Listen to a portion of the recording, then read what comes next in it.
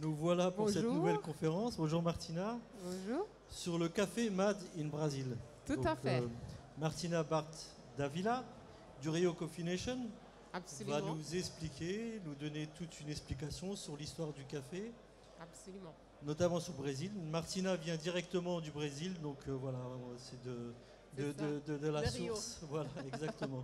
Donc je vais vous demander de vous présenter, Martina. D'accord. Et Donc, puis bonjour. de commencer votre conférence. Je suis Martina, organisatrice du salon de Rio de Janeiro qui s'appelle Rio Coffee Nation et qui est dédié au café de spécialité et bio.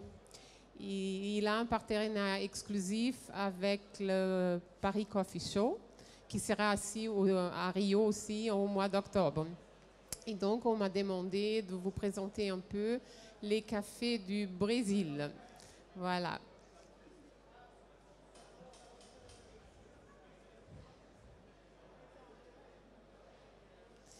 Pour commencer, je vais vous parler un peu de l'histoire du café au Brésil.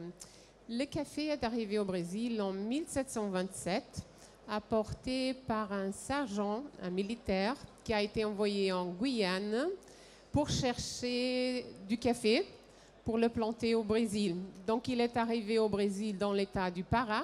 Vous voyez là où il y a la flèche rouge, en 1727.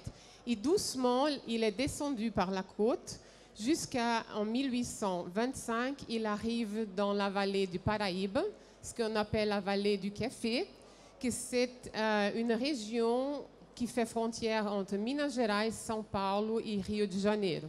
Donc c'est là que se sont établis les grands barons du café et qui ont fait des énormes cultures, qui ont aussi fait fortune dans les cafés. C'est là jusqu'au grand krach de 1928, quand, avec tout le monde le sait, donc la caféiculture est rentrée en chute. Donc c'est comme ça que le café est arrivé au Brésil. Là, une petite anecdote, parce que comme je viens de Rio de Janeiro, c'est très intéressant de savoir qu'à Rio, dans le 19e siècle, il y avait sur les collines la caféiculture. Ils avaient déboisé toute la forêt tropicale et on a planté du café. Sauf que ce café-là, il demandait énormément d'eau.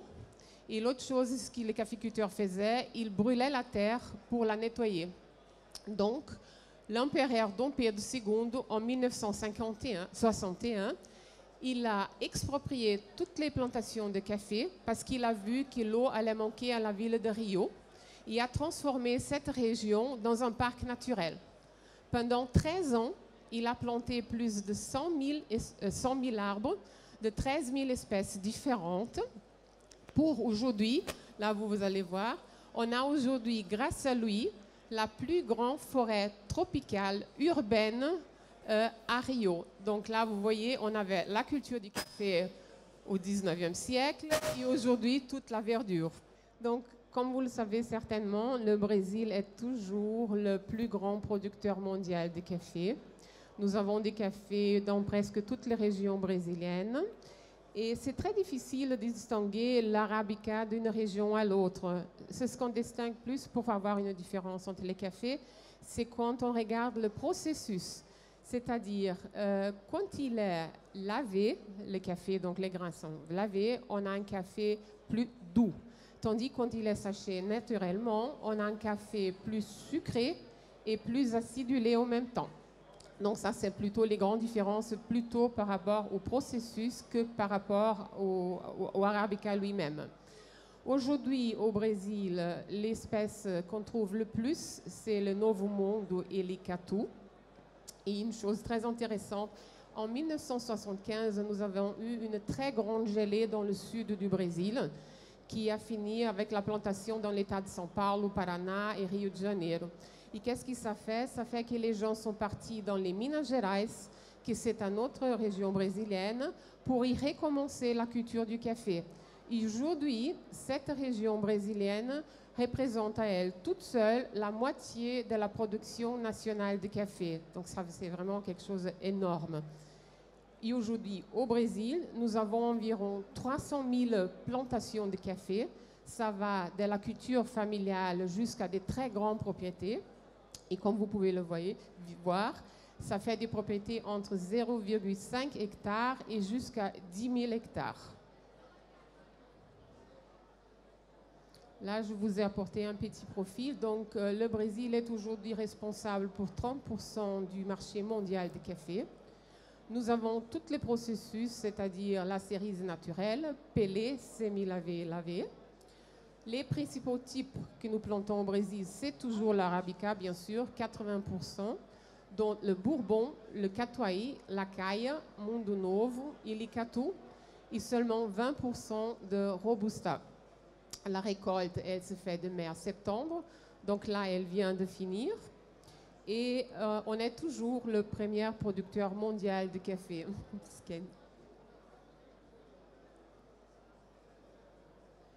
Là, pour vous donner une idée de chiffres, donc vous voyez, ça c'est en millions de sacs par an, sachant que chaque sac représente 60 kilos.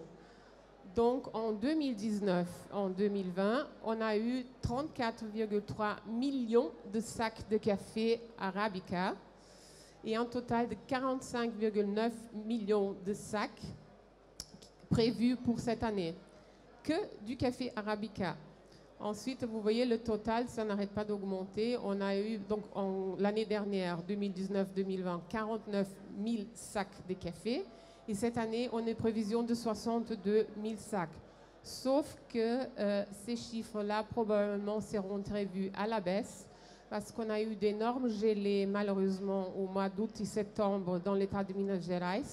Et donc, ces chiffres-là, probablement, seront revus à la baisse à cause des gelées. Là, spécifiquement pour les cafés de spécialité, puisque c'est ça notre salon aussi, il est dédié exclusivement aux cafés de spécialité. Et ça, c'est la partie la plus importante, parce qu'on croit toujours que le Brésil, effectivement, c'est un grand producteur de café, mais qui commence à vraiment faire très attention à la qualité de ces cafés.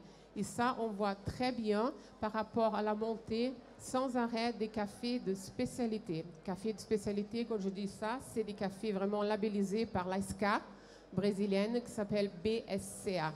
Donc, en 8 ans, on a multiplié par 5 la quantité de café de spécialité au Brésil.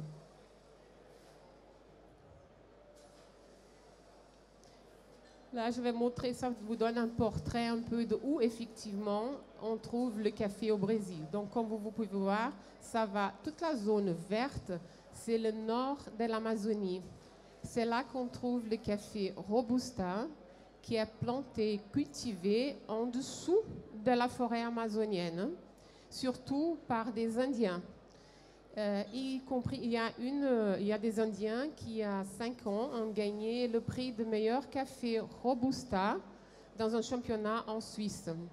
Donc ça prouve qu'un Robusta peut être aussi un bon café cultivé en région amazonienne sous la forêt tropicale. Ensuite, la partie rouge où vous voyez, c'est donc on a la plantation, c'est vraiment la zone productrice de café arabica au Brésil et qui se divise entre les États de São Paulo, Rio de Janeiro, Espírito Santo, Minas Gerais et un petit peu Paraná. Voilà. C'est quand même un pays de dimension continentale, donc vous voyez que c'est très très très grand effectivement. Bon, là, c'est quelque chose d'assez récent. Label d'origine. En français, on dirait que c'est les appellations d'origine contrôlée. Il y a un travail qui est fait par un organisme brésilien qui s'appelle SEBRAE. C'est un organisme d'aide d'État aux petites et moyennes entreprises. Et depuis 10 ans, ils font un travail incroyable pour les indications géographiques. On appelle ça au Brésil les indications géographiques. Et comme je disais, en français, ça fait les appellations d'origine. Qu'est-ce que ça fait? Donc, nous avons 2 labels au Brésil.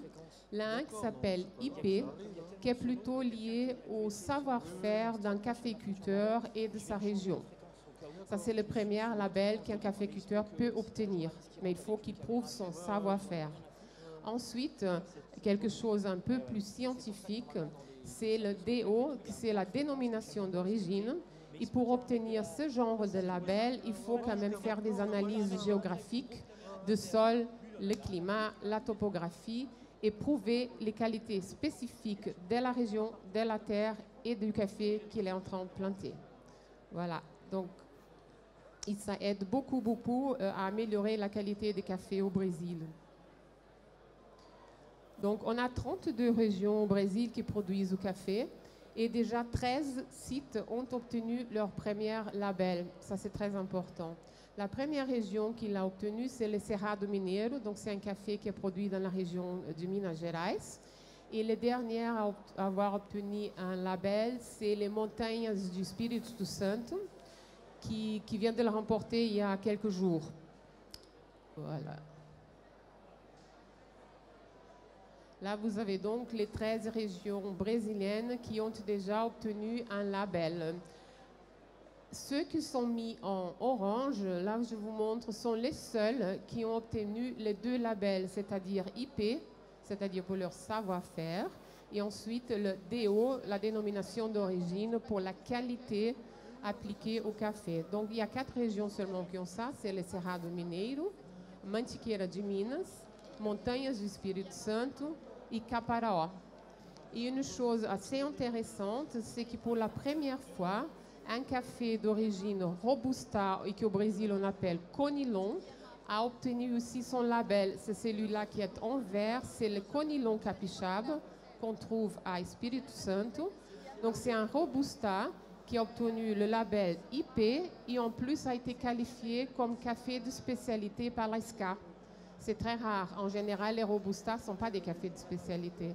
Et celui-là vient de l'obtenir à Espírito Santo. Pour vous dire, donc, pour nous, c'est très important de faire tout ce travail de labellisation parce que sans ça, le producteur, il ne reconnaît pas, il ne sait pas faire augmenter la productivité, mais surtout la qualité de son produit. Aujourd'hui, le Brésil a besoin vraiment de montrer qu'on est capable de faire des choses dans des petites propriétés, qu'on valorise plutôt la qualité plutôt que le prix, que les Brésiliens aujourd'hui sont plutôt, vraiment comme je le dis, plus de qualité et moins de quantité. Donc cette labellisation, elle est très importante justement pour ça, parce qu'elle aide les petits propriétaires à avoir une reconnaissance de leur travail, mais aussi de leur donner des outils pour qu'ils puissent vraiment travailler la qualité de la terre. Et une chose qui n'est pas marquée là, c'est qu'aussi avec cette labellisation, on travaille sur le développement durable. C'est-à-dire pour que vous puissiez obtenir par exemple une DO, il y a tout un cahier de charges pour éviter la déforestation. Donc toutes ces cultures-là, qu'est-ce qu'elles font? Elles font la reforestation d'une partie de leur domaine, ils replantent la forêt tropicale ancienne et ensuite ils mélangent aussi dans la culture du café des autres cultures, à savoir la papaye, l'avocat, l'ananas, pour éviter justement la monoculture et ainsi préserver toute la partie environnementale. Voilà. Donc globalement c'est ça, c'est un tout petit résumé sur le Brésil, j'avais pour moi 15 minutes, c'est bon? C'est un très beau résumé, ça part des origines jusqu'à aujourd'hui.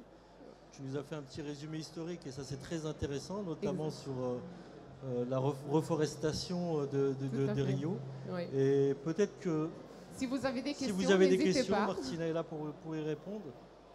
Et sinon, est-ce qu'on peut déguster du café brésilien? On a fait le tour sur le salon. Si vous voulez déguster du café, justement, dans le village des torréfacteurs, nous avons amené notre champion meilleur café torréfié pour Expresso de l'année dernière. Donc, vous trouverez dans le village des torréfacteurs. Et sur les stands du collectif café, on est présent aussi. J'ai quelques échantillons de café, surtout dans les montagnes du Espírito Santo. Donc, si vous voulez le goûter, il est sur le stand du collectif café. Voilà, c'est la meilleure façon de comprendre ce qu'est le café brésilien, c'est de le déguster maintenant. Voilà. Parce que le reste, vous avez tout expliqué. Et si ça vous dit, vous pouvez toujours venir à Rio en octobre ou à notre salon le 23 et 24 octobre à Rio de Janeiro avec 36 petits producteurs de café de spécialité. Voilà. Rio Coffee Nation, c'est ça? Rio Coffee Nation. Okay. Merci beaucoup Martina. Je vous en prie. Et ben voilà, on en sait plus maintenant sur le café du Brésil. Merci encore.